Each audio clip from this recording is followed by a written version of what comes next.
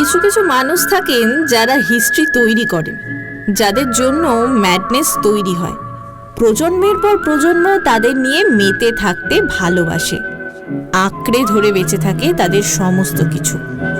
বাংলা সিনেমায় উত্তম কুমার ঠিক সেই রকমই একজন মানুষ, আর সেই কারণেই আজ আমাদের এভারগ্রিন ক্লাসিক উত্তমময় শোনাবো তার জীবনের জানা অজানা নানান গল্প। পুত্রবধূর মন নিয়ে সাথীহারা সাগরিকার কাছে পৌঁছানো উত্তম কুমার যেন সিনেমা প্রেমী বাঙালিদের কাছে আবেগের আরেক নাম। ৭৪ হাত ধরে সফলতা যখন এলো, তখন তাকে আর পেছন ফিরে তাকাতে হয়নি।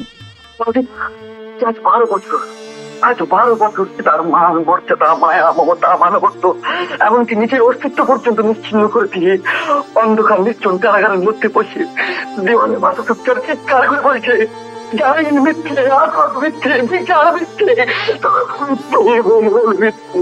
তবে জীবনের শেষ দিন পর্যন্ত যখন তিনি শুটিং এর ফ্লোরে ছিলেন, তখনও কিন্তু তিনি বুঝতে দেননি যে তার শরীরের ভেতরে একটা রোগ বাসা বাঁধছে।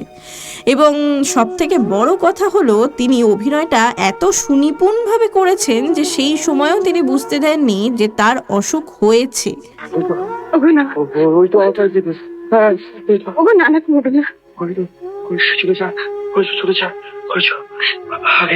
প্রতিভা এই শব্দটাকে যদি এক কথায় ডেসক্রাইব করা যায়, তাহলে উত্তম কুমার বোধহয় সেটাই, বা তার থেকেও আরো বেশি কিছু। সত্যি কথা বলতে, উত্তম কুমার অভিনীত অধিকাংশ ছবির নেগেটিভ আজ নষ্ট হয়ে গেলেও আমাদের কাছে, অর্থাৎ অ্যাঞ্জেল ভিডিওজের কাছে, সেই সমস্ত ছবির নেগেটিভ কিন্তু আজও সযত্নে সংরক্ষিত রয়েছে। উত্তম কুমার বললেই আমাদের সবার প্রথম মাথায় আসে উত্তম সুচিত্রা জুটির কথা। আবার এলাম, মানে একটা কথা মনে পড়ে গেল। গোধূলির রঙে হবে এ ধরনের স্বপ্নের দেশ। তাদের সিনেমার প্রেমটা দর্শকদের মনে এমন ভাবে দাগ কেটেছিল যে সেটা রিল লাইফ আর রিয়েল লাইফ দুটোকে একসাথে মিশিয়ে ফেলেছিল। উত্তম কুমার একবার বলেছিলেন, রমাকে ভালো না বেশে থাকা যায় না। তার উত্তরে সুচিত্রা সেন অবশ্য বলেছিলেন, আমরা যদি রিয়েল লাইফে প্রেম করি তাহলে আমাদের সিনেমা ফ্লপ হয়ে যাবে।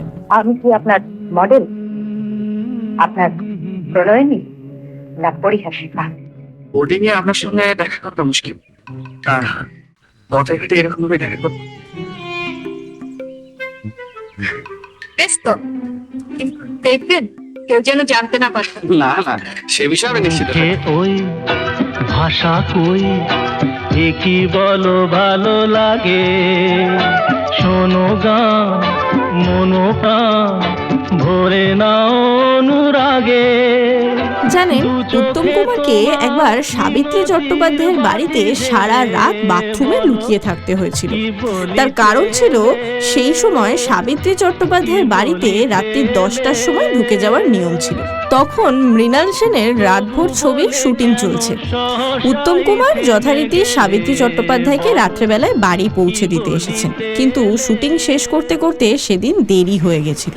তাই রাত্রি 10টা বেজে যাওয়ার পর সাবিত্রী চট্টোপাধ্যায়কে নিয়ে কোনো মতে গোপনে তিনি তার বাড়িতে তো পৌঁছে গেছেন, কিন্তু তাকে বাড়িতে পৌঁছে দেওয়ার পর আর বাড়ি থেকে বেরোতে পারছেন না। তার কারণ গেটের তালা অলরেডি সাবিত্রী চট্টোপাধ্যায়ের বাবা দিয়ে দিয়েছেন। তাই সারা রাত উত্তম কুমার নিজেকে সাবিত্রী চট্টোপাধ্যায়ের বাড়ির বাথরুমে লুকিয়ে রেখেছিলেন। তুমি কি আমাদের অবিশ্বাস করো নাকি? নিশ্চয়ই অবিশ্বাস করি।